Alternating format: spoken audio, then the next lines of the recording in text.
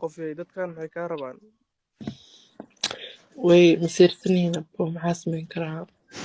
naagaha kaama seersan moogi annaga waa ku wadanaa inay qof saan u qurux badan oo balbal aa tahay u sheeg abo ku socdi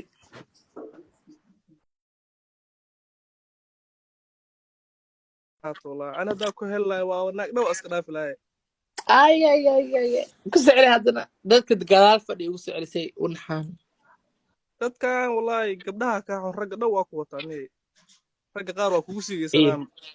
u sheeg abo ciilaha tansiir isku daarada ana hadda ani haddaan ku heli lahay dhagaha xataa kaa waslaay sabaa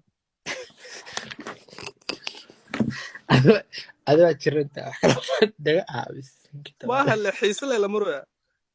okay iyo waxaa baada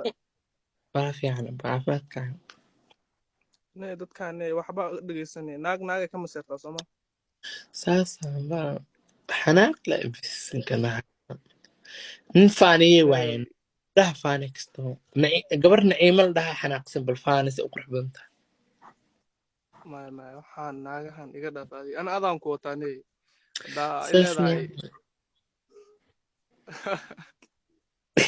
wallahi aadaa qurux badanta wallahi iska mahadsan surgery badan iska soo disnay quruxliyaa noqoto wallahi mahadsan abo meeqaa isdhisna ya surgery meeqaa jara gashay waa ma laga sheekeyn karo half of half deena lagala miga bixinaya ku guursanaa dee adig hadda meher ma lagaa rabo jirkayga deenta la bixi caadi waay